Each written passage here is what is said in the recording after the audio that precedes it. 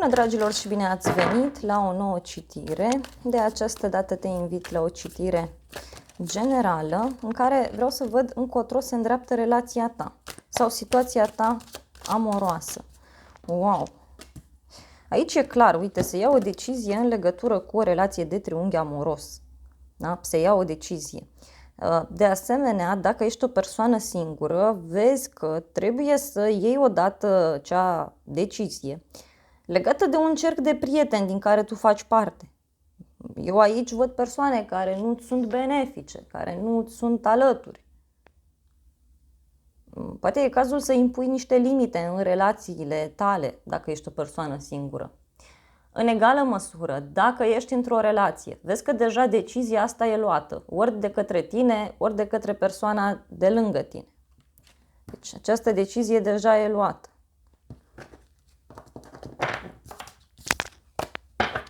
Și uite, are legătură cu un nou început. Mai departe. Păi, mai departe, uite, 5 de spade. Urmează aici o perioadă în care cineva își cam urmărește propriul interes. Poate să fie vorba chiar de o persoană care are legătură cu actele sau e vorba de un compromis. Și de asemenea văd pe cineva care își urmărește propriul interes și care urmează să ia această decizie. E o problemă aici foarte mare legată de bani sau legată de o casă. O legătură cu zodia Taur, Fecioară, Capricorn, zodia Leu. Cineva pleacă, cineva explodează. Poate o nedreptate care este făcută unei persoane. Ia să vedem. Da?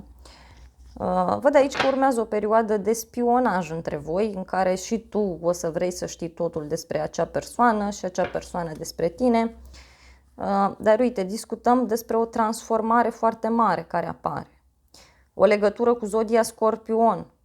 Și mai văd aici o persoană foarte rece, detașată. Este o persoană dificilă care se ocupă cu actele.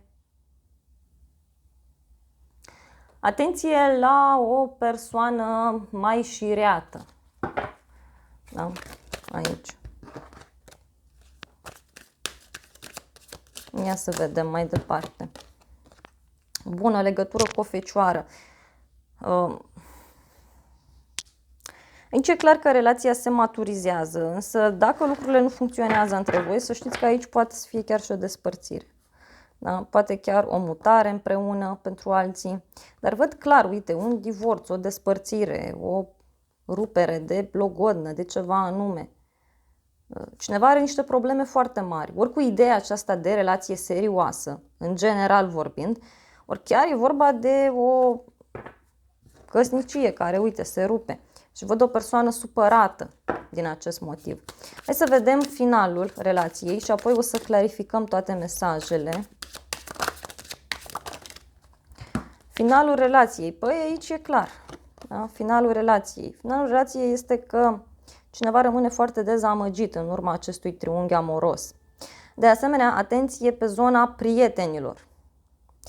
Mai văd o persoană cu niște probleme de sănătate sau o persoană bolnavă aici.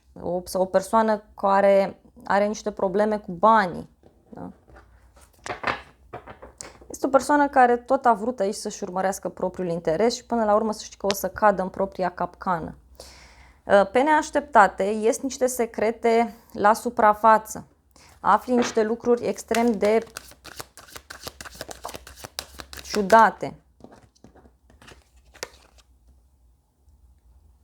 Da, aici e vorba de faptul că ori cineva lasă niște prieteni în spate sau niște persoane care dăunează relației și atunci se ajunge la căsătorie, se ajunge la o mutare împreună, ori aici e vorba de un triunghi amoros care se finalizează. Și uite, văd o mutare, o schimbare, însă e o persoană căreia este teamă. Hai să vedem ce e cu decizia.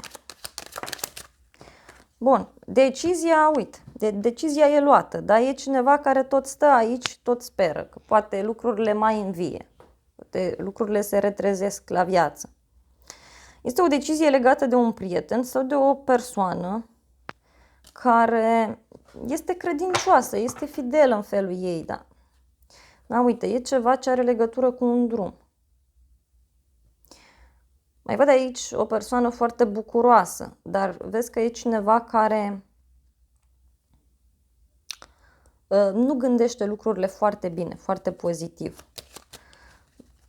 De asemenea, văd pe cineva care conștientizează faptul că un prieten nu este alături sau cineva conștientizează faptul că dacă tot stă și așteaptă, nu o să rezolve nimic. Bun, a sărit o carte pe jos. Uite, văd că deja ați vorbit despre așa ceva sau vorbiți. Și e ceva legat de o instituție, ceva legat de niște acte, de o despărțire. Ia, 3 de cupe, uite. Văd aici o legătură cu un bărbat mai în vârstă sau o legătură cu o persoană mai matură.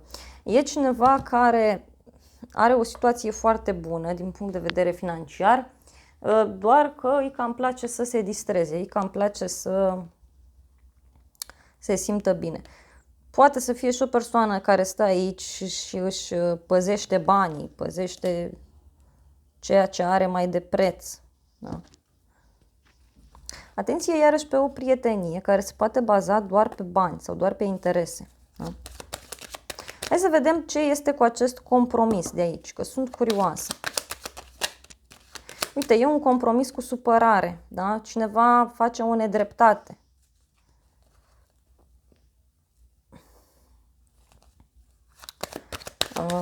E o supărare legată de gelozie, uite. Cineva fuge, cineva pleacă, spune, uite, nu mă mai interesează, plec din situație. Și e un final aici care se produce. Să vedem cum e pentru cealaltă persoană. Pentru cealaltă persoană e ceva legat de casă, ceva legat de stabilitatea sa, de un copil, de o surpriză pe care o are, uite, de partea cuiva care are acest plan făcut de mult timp. Hai să vedem pentru tine cum e compromisul ăsta. Uite, pentru tine, nu știu, te maturizează toată această situație sau te ajută să faci în sfârșit acel drum, acea schimbare. Nu. Cine e persoana curioasă?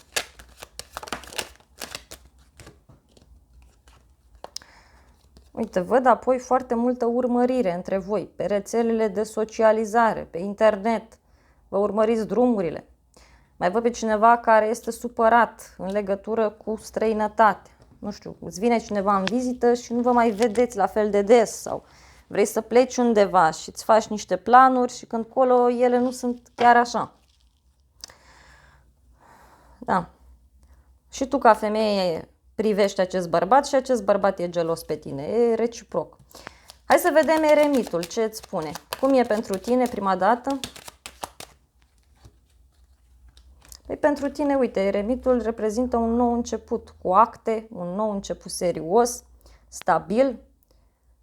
Poate e vorba de o relație mai apropiată pe care începi să o ai cu un copil sau poate ai discuții cu această persoană de a face un copil, de a stabiliza lucrurile. Uite, pentru tine e cu dragoste. Hai să vedem cum e pentru cealaltă persoană. Uite, e ca o surpriză pentru cealaltă persoană. Pentru că, uite, va avea și niște probleme cu niște persoane cu uniformă sau va avea o reacție diferită.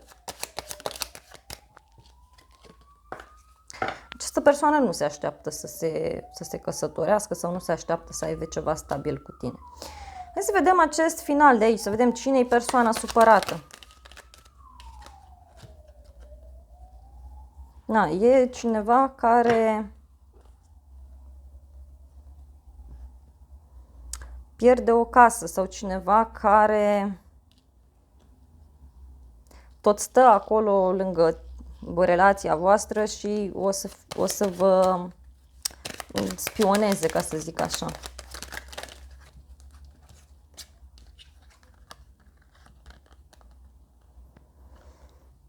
văd o energie masculină, foarte geloasă.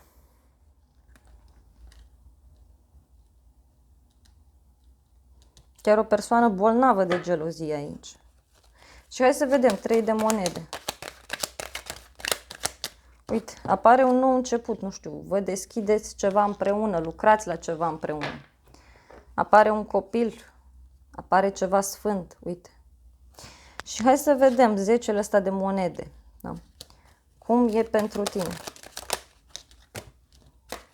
Cum e pentru tine? Păi uite, apar niște lucruri neașteptate în casă, în familie, nu știu. Nu te înțelegi cu familia lui sau familia ta nu e de acord. Sunt niște lucruri la care trebuie să fii atent aici, legat de o casă. Văd niște probleme.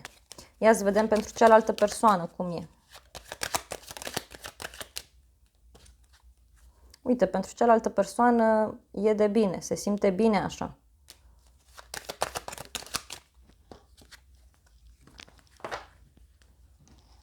Dar parcă simte așa că e într-o relație dificilă sau într-o relație cu probleme, da? Parcă e dor de viața de dinainte. O ultimă carte vreau. Da, e clar, voi aici sunteți destinați și oricum ar fi, veți trece prin vremuri dificile, dar până la urmă lucrurile se mențin între voi și relația poate să devină oficială. Dragilor, acestea au fost previziunile de această dată. Eu îți mulțumesc pentru atenție. Nu uita să te abonezi, să apeși clopoțelul, apasă și butonul de like și să ne revedem cu bine și data viitoare.